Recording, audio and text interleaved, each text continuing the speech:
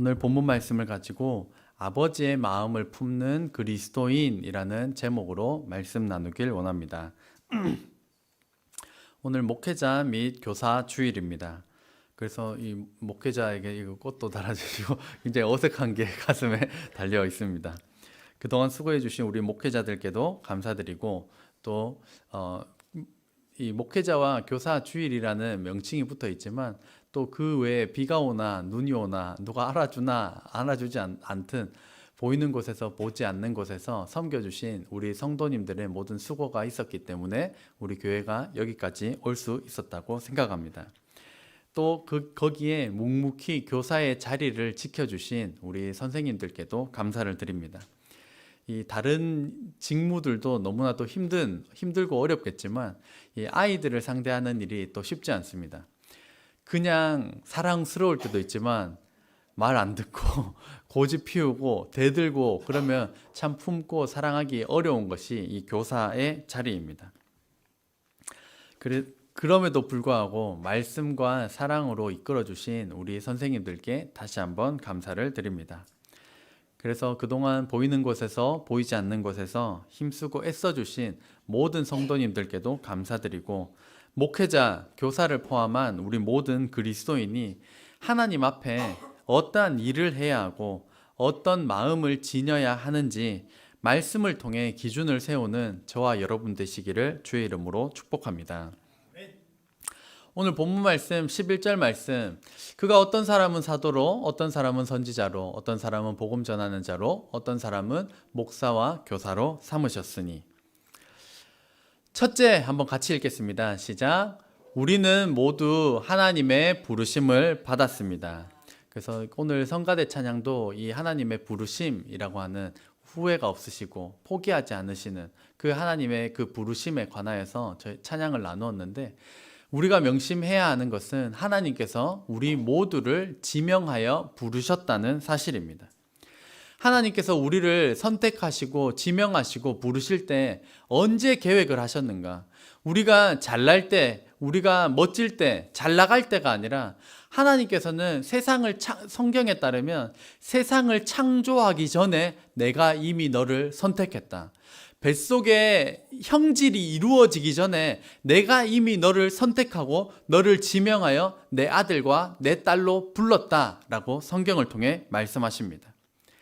우리가 우연히 교회에 온 것 같고 우리가 그저 목사와 교사로 누군가 시켜서 누군가 불러서 된 것 같아도 그 모든 부르심은 하나님의 부르심으로 인하여 이루어졌다는 사실입니다. 이게 저희가 잘 무언가를 수행해 나갈 때는 너무나도 편한 말씀이지만 저희가 잘 못해 나갈 때, 결과물이 좋지 않을 때, 내 자신에 대해서도 불만족스러운 그런 상황일 때 내가 너를 불렀다, 내가 너를 선택했다, 내가 너를 지명했다 라는 것은 우리에게 크나큰 위로와 힘이 되는 부분입니다. 하나님께서는 우리를 하나님의 자녀 삼기 위하여서 또한 목사와 교사로 삼기 위하여서 창세전에 이미 계획하시고 선택하시고 부르셨음을 믿으시기를 주의 이름으로 축복합니다. 내가 선택한 것이 아니고 내가 자의적으로 행한 것이 아닙니다. 하나님께서 계획하셨고 하나님께서 지명하셔서 한 사람 한 사람 우리 교회로 또한 목사와 교사로 부르셨습니다. 우리를 하나님의 자녀로 부르신 하나님 은혜에 감사드리는 저와 여러분 되시기를 주의 이름으로 축복합니다. 특별히 부서를 섬기다가 보면 내가 여기 있는 게 맞나? 내가 잘하는 거 하나도 없고 너무 잘못하는 것밖에 없는데 내가 계속 여기 섬기는 것이 맞나? 라고 하는 의심과 불안이 들 수가 있습니다. 그럴 때에는 내 안에서 나오는 불안의 소리에 집중하는 것이 아니라 하나님께서 나를 무엇이라 부르셨는지, 나를 어떻게 선택하셨는지 그 하나님께 집중할 때 이 모든 불안과 의심이 거칠 수가 있는 것입니다. 내가 잘못할 때는 내가 더 이상 그만 섬기는 게 맞는 것 같고 그만 나오는 게 맞는 것 같아도 하나님께서 나를 어떻게 지명하셨고 언제 선택하셨고 하나님께서 창세전에 이미 계획하고 부르신 그 하나님의 부르심에 집중하게 된다면 우리의 모든 불안과 의심의 구름은 눈 녹듯 사라지게 될 줄로 믿습니다. 그래서 우리는 하나님께서 부르셨기 때문에 하나님께서 맡기신 직분들을 감당하는 것입니다. 만약에 내가 선택했다면 내가 그만두면 됩니다. 하지만 하나님께서 부르셨다면 하나님께서 그만두게 하실 때 우리가 그만둘 수 있는 것입니다. 이 모든 섬김의 자리, 이 헌신의 자리, 이 모든 과정들을 통하여서 우리를 한 사람 한 사람 부르셔서 목사와 교사로 삼아주신 것에 감사하며 이 십자가의 길을 끝까지 완주해 나아가는 우리 목사님 또한 우리 선생님들, 우리 믿음의 성도님들 되시기를 주의 이름으로 축복합니다.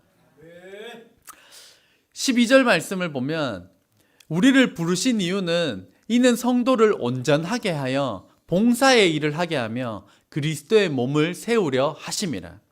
둘째, 같이 읽겠습니다. 시작.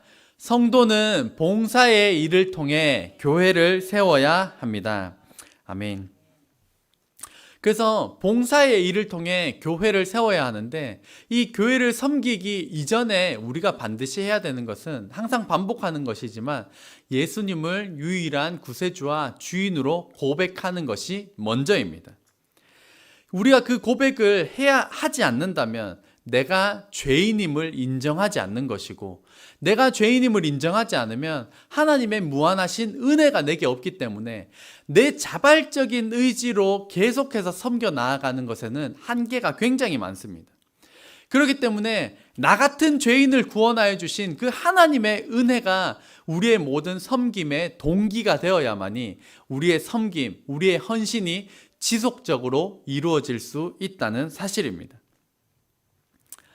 그래서 나 같은 죄인을 구원하여 주신 하나님의 은혜를 경험했다면 하나님께서 우리에게 원하시는 것은 봉사의 일을 통해 교회를 세워나가는 것입니다. 우리를 선택하시고 부르셔서 하나님의 자녀 삼아 주신 하나님의 뜻은 예수님의 피값 주고 세우신 교회를, 예수님의 몸된 교회인 교회를 세워나가는 일에 있다는 사실입니다. 돌아가신 하용조 목사님께 누군가 이렇게 질문했습니다. 어떻게 교회를 위하여서 이 목숨을 다 바칠 수 있었습니까? 그 질문에 이 하 목사님은 이렇게 대답하셨습니다. 제가 교회를 위해 이 한 목숨 다 바칠 수 있었던 이유는 교회가 이 땅의 유일한 희망임을, 교회가 이 땅의 유일한 희망임을 확신했기 때문입니다. 그러니까 여러 기관, 동호회 중에 하나였다면 목숨을 바치지 않았을 것입니다. 하지만 이 땅의 유일한 희망이, 예수님의 피값 주고 세우신 유일한 희망이 바로 교회다라는 것을 확신하였기 때문에 자신의 전 인생을 싸그리 불태워 하나님께 드릴 수 있었다고 고백했던 것입니다. 교회는 이 땅에 예수님을 나타내는 유일한 기관입니다. 예수님의 피값으로 세우셨고 이 교회를 든든히 세워나가는 것이 하나님의 뜻입니다. 나 같은 죄인을 구원해 주신 하나님의 한없는 은혜를 경험하였다면 교회를 세워나가는 이 사명을 충성되게 감당하는 저와 여러분 되시기를 주의 이름으로 축복합니다. 교회에 필요한 여러 영역들이 있습니다. 한꺼번에 다 같이 보면요. 저희가 그 예배팀 세움 컨퍼런스를 진행하는 것처럼 찬양팀이 계속적으로 세워져 나가야 합니다.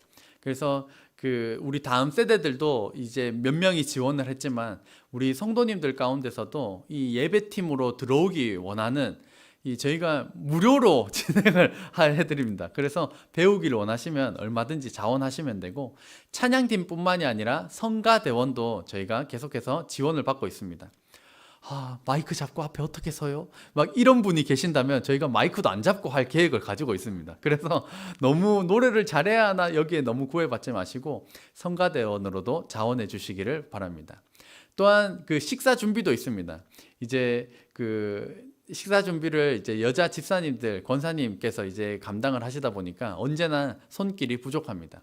그래서 이 부분에서도 필요하고, 저희 교회에서 이제 새가족부를 담당하고 맡아야 하는 성도님들도 세워져야 합니다. 그래서 해야 하는 부분들은 굉장히 많이 있습니다.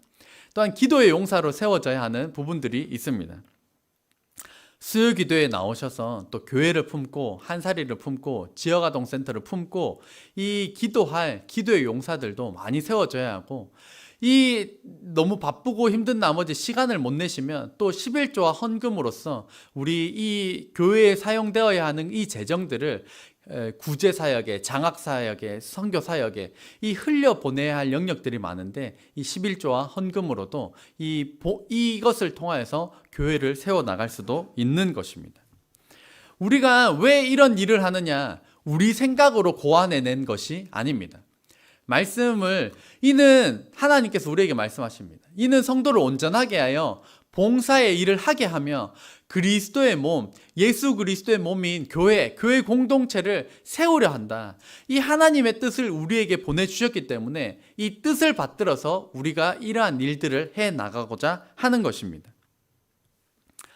너무 많은 일들을 맡을 수는 없지만 한 가지 이상의 일들을 저희가 꼭 맡아서 이 봉사의 일을 통하여서 이 교회를 세워 나아가는 저와 여러분 되시기를 주의 이름으로 축복합니다.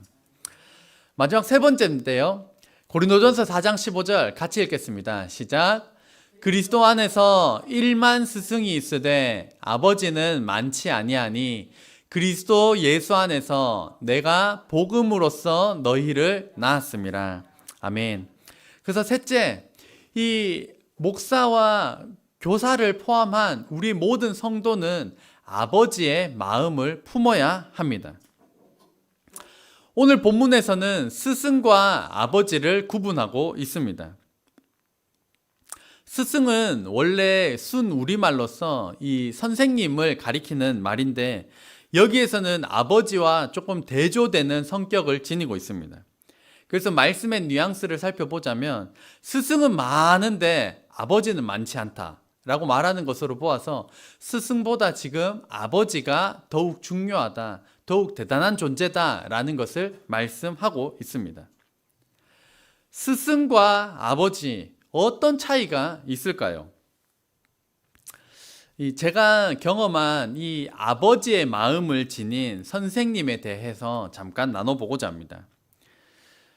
제가 고등학교 2학년 때 그 국어 선생님이 계셨는데 중년의 여자 선생님이셨습니다.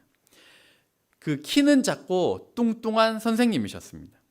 근데 이분은 항상 열정적으로 학생들을 가르치셨기 때문에 언제나 목이 쉬어 있었고, 병원에서는 목을 쓰면 안 된다, 목을 쓰면 안 된다 이야기를 하시는데도 불구하고 학생들을 향해서 워낙 열정과 애타는 마음이 있다 보니까 자기 목은 항상 쉰 상태로 그렇게 학생들을 열정적으로 가르치신 선생님이 계셨습니다.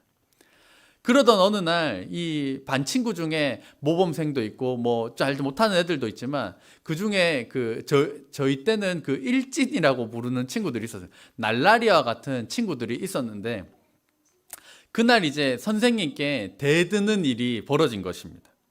선생님께 대들었더니만 그 키 작은 여자 선생님이 그 친구의 이름을 불러가면서, 저희가 일명 그 등짝 스매시라고 할까요? 등짝을 매로 때리는 게 아니라 손바닥으로 막 때려 후려치기 시작했습니다. 뚱뚱하다고 했기 때문에 힘도 얼마나 세신지 그 두꺼운 손으로 등을 막 치시면서 걔 이름을 불러가면서, 어이구 얘야 정신 안 차리냐? 푹. 내가 그렇게 가르쳤어. 푹. 왜 말귀를 못 알아들어? 푹. 내 마음 모르겠니? 푹. 이렇게 수십 대를 이렇게 내리치셨습니다. 그때 이제 이 친구가 일진 날라리라고 말씀을 드렸습니다. 그러면 맞다가 이렇게 반응해야 될 겁니다. 맞다가 딱 돌아서 가지고 손목을 탁 잡으면서, 선생님 그만하이소, 많이 맞았습니다, 뭐 이렇게 말을 해야 될 것 같은데, 그 친구는 계속 맞으면서 선생님 선생님 선생님 그만하세요 하면서 계속 그러고 있는 겁니다. 왜 그 친구는 선생님께 그렇게 반응했던 것일까요? 왜 선생님께 대들지 못했던 걸까요? 왜냐하면 왜 때리는지, 어떤 마음으로 때리는지 그 친구가 분명히 알았기 때문입니다. 저희가 이제 이 아버지의 마음을 품는, 성도도 아버지의 마음을 품어야지만 목회자도 마찬가지로, 교사도 마찬가지로 이 아버지의 마음을 품는 일이 아주 중요하다고 할 수 있겠습니다. 미국에 있었던 실화를 하나 더 나누고자 합니다. 미국에 낸시라고 하는 아주 뚱뚱하고 못생긴 여성이 있었습니다. 뚱뚱하고 못생겼다는 것 때문에 어디서나 환영을 받지 못한 나머지 3차례나 약을 먹는 자살 시도를 하였습니다. 그러고 나서 병원에 누워 있을 때 낸시가 깨어났는데 깨어난 것을 알지 못했던 부모가 옆에서 이런 말을 했습니다. 차라리 낸시가 죽었으면 좋겠어요. 이런 말까지 들은 이 그녀는 우울증에 걸렸고, 이 여인의 삶은 우울증에, 뚱뚱보에, 못생기기까지 한 이 집안의 천덕꾸러기로 전락해 버렸습니다. 그러던 중에 내비게이토라는 선교 단체에서 이 낸시라는 여인에 대해서 듣게 되었고, 그녀를 위해서 1년여간 기도를 하고 난 다음에 그 전도 집회에 초청을 하였습니다. 거기에서 낸시는 예수님을 영접하게 되었고, 이렇게 뚱뚱하고 못생기고 우울증에 걸린 이 나 같은 자를 사랑하시는 하나님의 무한하신 은혜를 깊이 경험하고 난 다음에 나의 이 젊은 청춘을 예수님께 바치고자 교회에 가서 봉사하고 싶다는 뜻을 전했습니다. 하지만 교회에서는 우울증에, 뚱뚱보에, 못생기기까지 한 이 여인을 교사로 당장 받아들일 수 없었기 때문에 먼저 핑계를 댔습니다. 지금 맡을 수 있는 반이 없어서요. 새로운 애들을 데리고 온다면 그 반을 맡아주세요. 이것은 완곡한 하지만 분명한 거절의 의미였는데도 낸시는 그 주에 바로 전도하러 나갑니다. 주머니에 사탕을 넣고 거리로 나가서 이 예수님을 전하고 사탕을 주고 어린 아이들에게 예수님을 전하기 시작했습니다. 그렇게 했더니만 그 첫 주에 바로 5명이 전도되어 교회에 왔습니다. 그 다음 주에도 전도하러 나가서 사탕을 주고 그 아이들 한 사람 한 사람 위해서 마음을 다해 기도하고, 그렇게 하니까 그 다음 주일에는 8명이 전도됐습니다. 또 그 친구들에게 토요일 날 일일이 다 전화를 하면서 교회 오라고 전화를 하고 생일이 언제인지 다 확인해가지고 생일 파티도 다 열어주고, 그렇게 하니까 그 다음에는 20여 명이 왔고, 시간이 흘러 100명, 200명, 마침내 2000명이 모이면서 낸시의 썬데이 스쿨이 되었다는 미국의 실화입니다. 그래서 멀리 떨어져서 사는 아이들도 일요일만 되면 엄마 아빠한테 엄마 아빠 낸시의 썬데이 스쿨 나 거기 가야 돼요, 태워주세요 이러면서 그 먼 곳에서도 다 왔다는 것입니다. 왜 아이들이 먼 곳에서도 이 낸시가 가르치는 이곳에 오고 싶어 했을까요? 왜냐하면 자신에게 관심이 있다는 것을 아니까, 이 정말 사랑하는 마음으로 가르친다라는 것을 아니까 이 아이들도 그렇게 갔었던 것입니다. 오늘 말씀에서도 보면 그리스도 안에서 1만 스승이 있으되 아버지는 많지 아니하니 그리스도 예수 안에서 내가 복음으로써 너희를 낳았습니다. 마음 없이도 할 수 있는 것은 스승입니다. 하지만 마음 없이 할 수 없는 것은 아버지입니다.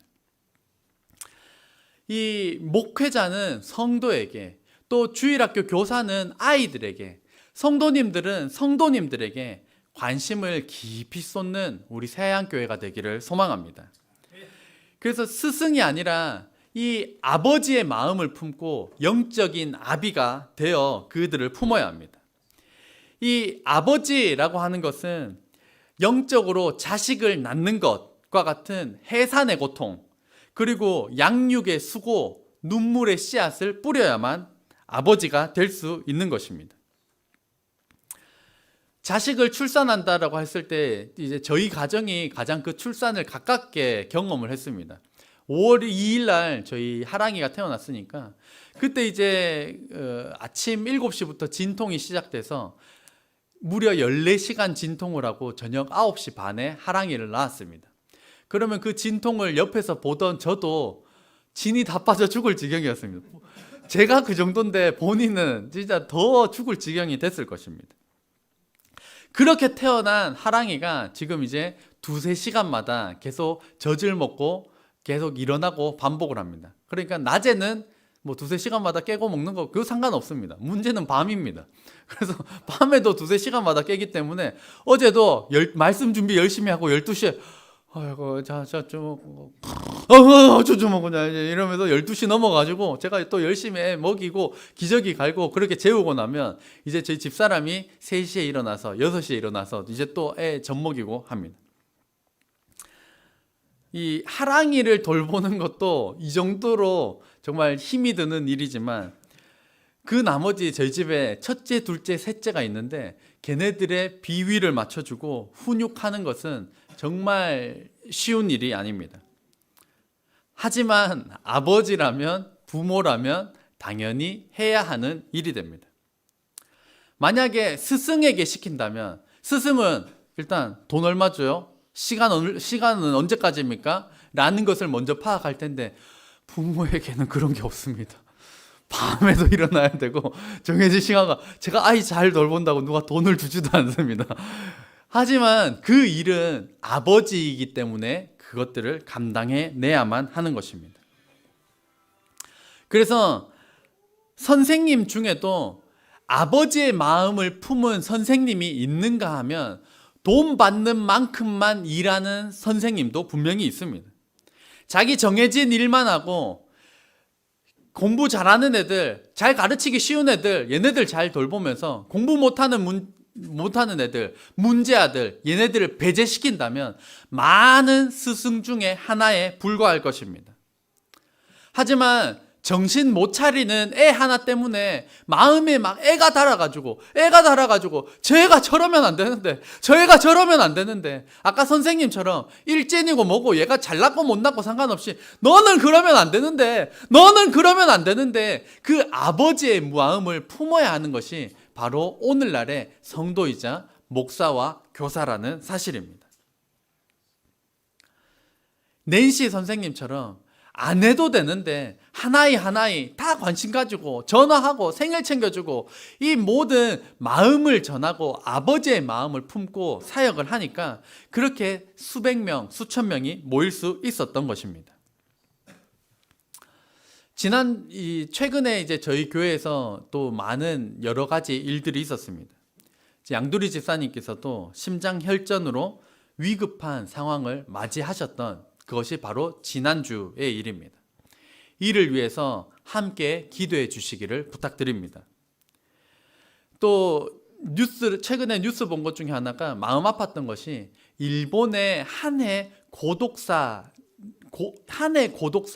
7만 명이라고 하는데 그 중에 대부분은 나이 많이 드신 노인이라고 합니다. 우리 교회에도 연세가 지긋한 어르신들, 집사님들이 계십니다.